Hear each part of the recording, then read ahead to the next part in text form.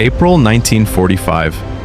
As World War II neared its end, the United States military stood at the final gateway to the Japanese mainland, Okinawa.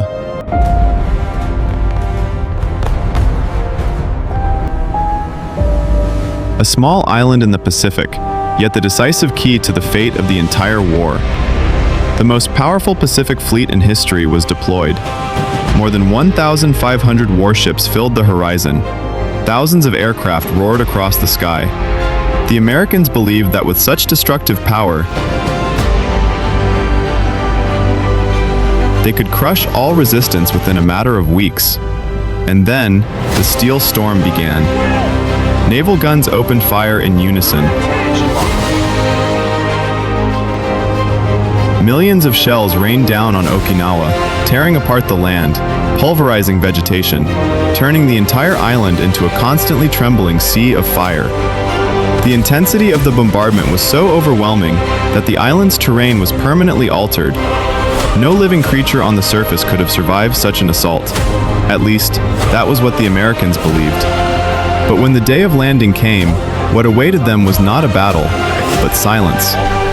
The beaches of Okinawa were empty. No gunfire, no Japanese troops.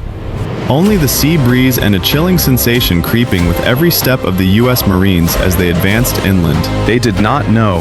They were walking into a colossal trap. Deep beneath Okinawa's surface, General Mitsuru Ushijima had prepared for the battle in an entirely different way. Rather than defending the beaches, Japanese forces withdrew into an intricate network of tunnels, natural limestone caves, and fortified concrete bunkers, turning the southern hills into indestructible underground fortresses. Hidden in darkness, suffocated by the stench of sulfur and death, they waited, not to defend, but to drag their enemy down to death with them.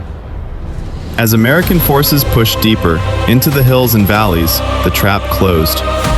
The ground suddenly exploded. Japanese artillery opened fire simultaneously from invisible openings in the cliffs. Shells rained down like a storm, tearing through American ranks.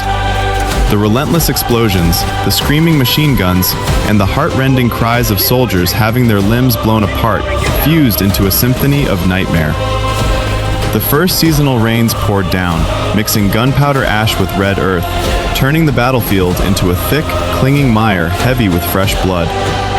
American soldiers were forced to trudge through swamps filled with the rotting bodies of their comrades, and then, the order for a fight to the death was given. Camouflaged cave entrances burst open. From beneath the ground, Japanese soldiers surged up like bloodthirsty phantoms. Eyes bloodshot, bayonets fixed, some with explosive charges strapped to their bodies, screaming "Banzai" in boundless fury. The battle instantly descended into savage hand-to-hand slaughter. When ammunition ran out, men charged at each other with entrenching tools, rifle butts, daggers, even strangling one another with bare hands in the mud.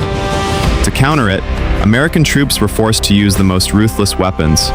Zippo tanks advanced, spewing streams of flame that incinerated and sucked the oxygen out of the caves. White phosphorus grenades were thrown into underground bunkers, roasting those trapped inside. There were no clear front lines, no prisoners, only the echoes of desperate screams beneath the earth. More painfully, the hell of Okinawa was not reserved for soldiers alone. Caught in the crossfire of two massive war machines were hundreds of thousands of Okinawan civilians. Driven into a corner, panicked and indoctrinated by fear of American troops, countless families chose to embrace one another and leap into the sea from sheer cliffs, or take their own lives with grenades in dark caves. The cliffs of Okinawa were stained red with blood. In the skies and offshore, fanaticism also reached its peak. The Kamikaze squadrons appeared. They did not return. They did not drop bombs. They did not evade.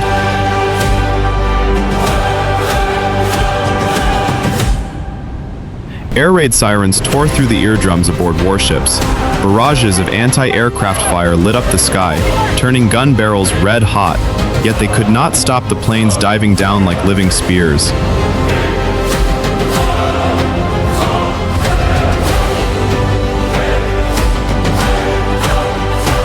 One by one, fighters pierced through the curtain of fire and slammed into the decks of American aircraft carriers. Aviation fuel and bombs detonated, forming massive fireballs that illuminated entire stretches of ocean. Metal twisted and warped. Thousands of American sailors were burned alive or thrown into seas ablaze with spreading oil fires. As night fell and a dim dawn emerged through thick smoke, Okinawa was no longer an island, but a gigantic crematorium, a graveyard without markers.